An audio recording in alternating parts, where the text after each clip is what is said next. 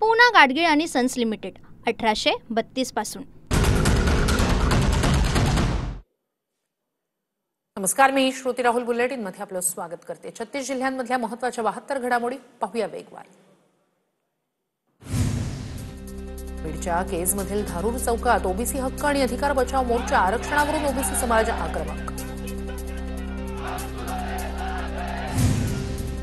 छत्रपती संभाजीनगरमध्ये बंजारा समाजाचा भव्य मोर्चा, हैदराबाद गॅझेटनुसार एसटी प्रवर्गातून आरक्षणासाठी बंजारा समाज आक्रमक।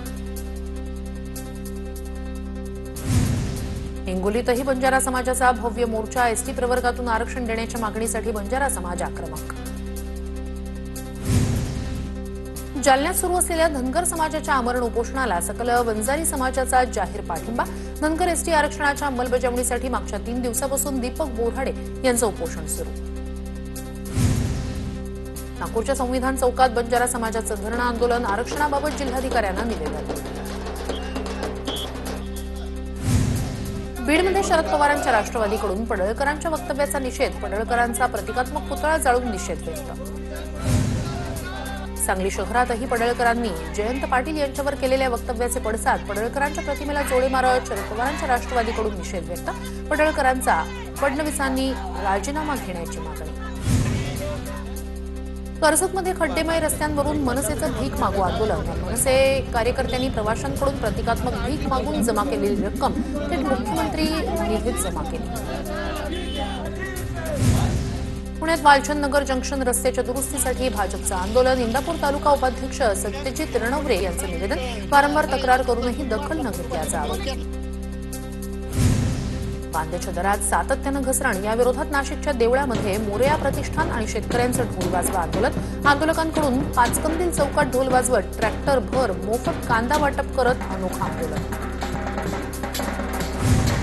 बुलढाण्यात शेतकऱ्यांना पीक विम्याच्या मागणीसाठी किसान काँग्रेस आक्रमक, मलकापूर कृषी कार्यालयात गोधडी भजन आंदोलन करत ठिय्या।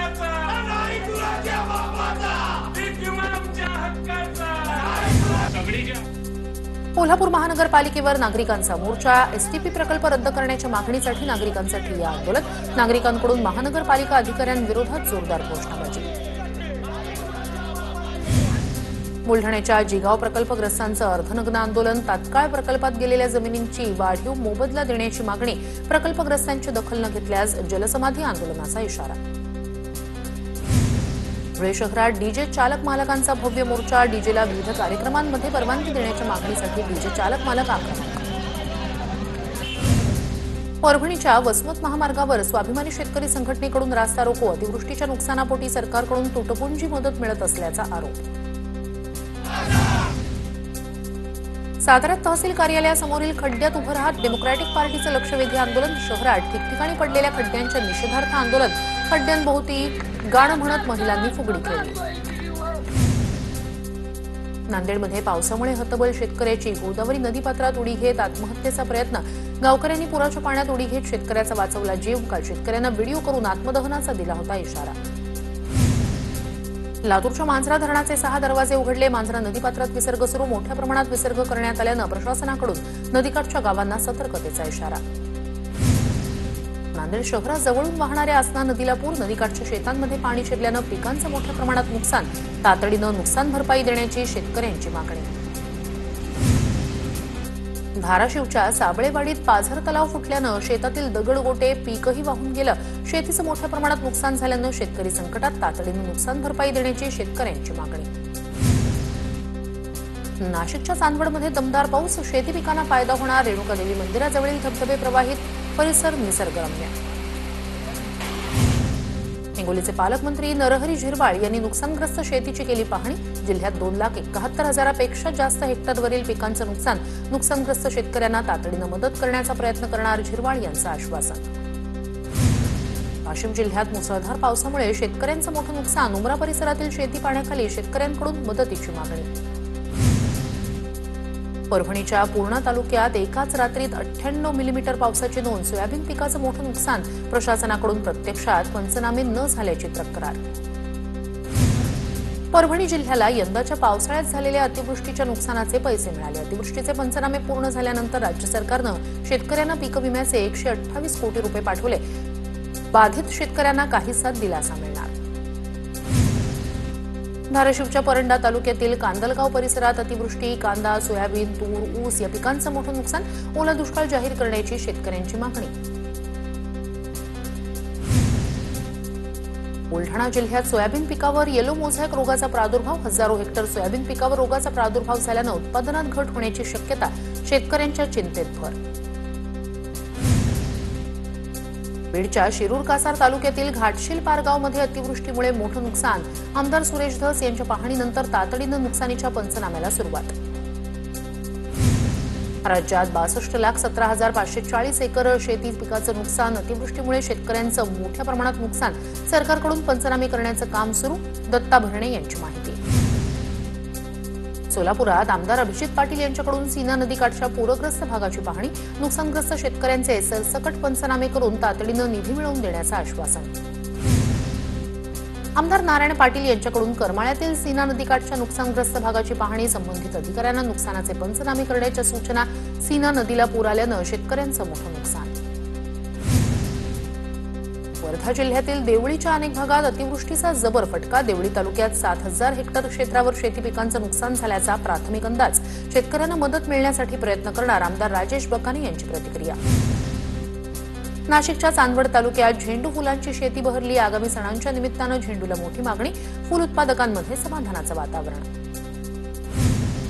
धुळे जिल्ह्यातील रानमळा परिसरात मोठ्या प्रमाणात फुलशेती, गणेशोत्सवानंतरही फुलांना मोठी मागणी, नवरात्रोत्सव आल्यानं फुलांची मागणी वाढली, नगदी पीक म्हणून फुलांच्या शेतीला शेतकऱ्यांची पसंती.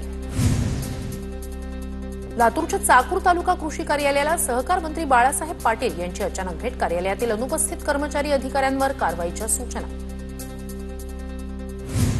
नाशिकच्या लासलगावमध्ये एकतर्फी प्रेमातून अल्पवयीन मुलाची हत्या, घटनेच्या निषेधार्थ नातेवाईक आणि मित्रपरिवाराकडून लासलगाव बंदची हाक, लासलगाव बंदला व्यापाऱ्यांचा मोठा प्रतिसाद. नांदेडच्या कंधार तालुक्यातील हाळदा गावात ग्रामसभेत 2 गटात वाद, 5 जण जखमी, ग्रामपंचायत निवडणुका जवळ आल्यानं गावागावात वादविवाद वाढले. हिंगोलीच्या वसमतमध्ये रात्री 2 गटांमध्ये वाद, जरांगे पाटलांबद्दल आक्षेपार्ह व्हिडिओ टाकल्यानं वाद, व्हिडिओची पडताळणी सुरू असल्याची पोलीस अधीक्षकांची माहिती. नाशिकच्या मालेगाव शहरातील पाणी पुरवठा 2 दिवसांपासून विस्कळीत, जलवाहिनी दुरुस्तीचं काम अंतिम टप्प्यात, पाण्यासाठी नागरिकांचे हाल. कल्याणजवळील मोहने परिसरातील एका कंपनीची सुरक्षा भिंत कोसळली, सुदैवानं जीवितहानी नाही, भिंतीलगत उभ्या असलेल्या वाहनांचं मोठं नुकसान. नाशिकच्या भामधरण ते माजरगाव परिसरातील रस्त्याची चाळण, अवघ्या 6 महिन्यात 3 कोटी रुपयांच्या रस्त्याची दुर्दशा, ग्रामस्थांकडून आंदोलनाचा इशारा. जळगावच्या मुक्ताईनगरमधील घोडसगाव पुलाची दुरवस्था, पुलावर खड्ड्यांचं साम्राज्य, वाहनधारकांचा जीव मुठीत घेऊन प्रवास, बांधकाम विभागाचं दुर्लक्ष. पुण्याच्या भोरमधील सारोळा ते वीर मार्गावरील रस्त्याच्या दुरवस्थेवरून नागरिकांचं आमरण उपोषण, वारंवार दुरुस्तीची मागणी करूनही प्रशासन लक्ष देत नसल्याचा आरोप. वाघोली परिसरात पुणे महानगरपालिकेच्या अतिक्रमण विभागाकडून मोठी कारवाई, अनधिकृत पत्रा शेडसह अतिक्रमणांवर हातोडा, स्थानिक नागरिकांकडून कारवाईचं स्वागत तर काही व्यापाऱ्यांकडून नाराजी व्यक्त.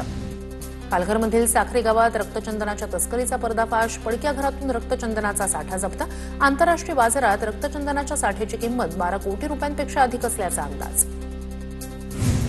जेजुरीत दसरा उत्सवाच्या नियोजनासाठी ग्रामस्थांची बैठक संपन्न, खंडोबा देवाच्या मर्दानी दसऱ्याला राज्यस्तरीय उत्सवाचा दर्जा देण्याची मागणी. कोल्हापूरच्या शाही दसरा महोत्सवाला निधी उपलब्ध करून द्या, अन्यथा पालकमंत्र्यांना घेराव घालणार, ठाकरेंच्या शिवसेनेचा इशारा. ठाकरेंच्या शिवसेनेचे जिल्हाप्रमुख रवी किरण इंगवले यांचे उपजिल्हाधिकाऱ्यांना निवेदन. गेल्या 9 महिन्यात सोन्याच्या दरात तब्बल 31,800 रुपयांची वाढ, चांदीच्या दरात 40,300 रुपयांची वाढ. आज सोन्याचे दर जीएसटी विना 1,10,300 रुपयांवर, चांदीचे दर 1,29,800 रुपयांवर. पेणच्या कार्यशाळांमध्ये नवरात्रोत्सवाच्या पार्श्वभूमीवर लगबग, सिंह, वाघ, हत्तीवर आरूढ मूर्तींना भाविकांचा उत्स्फूर्त प्रतिसाद. शारदीय नवरात्रोत्सवाच्या पार्श्वभूमीवर तुळजापूर इथे जय्यत तयारी, 22 सप्टेंबरला होणार तुळजाभवानीच्या नवरात्र महोत्सवाला सुरुवात, मंदिर संस्थान आणि नगरपालिका प्रशासन भाविकांना सोयीसुविधा देण्यासाठी सज्ज.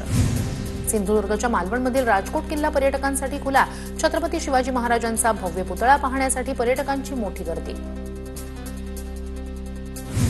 लाडकी बहीण योजनेतील लाभार्थी बहिणींना ई-केवायसी करणं बंधनकारक, मंत्री अदिती तटकरे यांची योजनेबाबत महत्त्वाची माहिती. पूना गाडगीळ आणि सन्स लिमिटेड 1832 पासून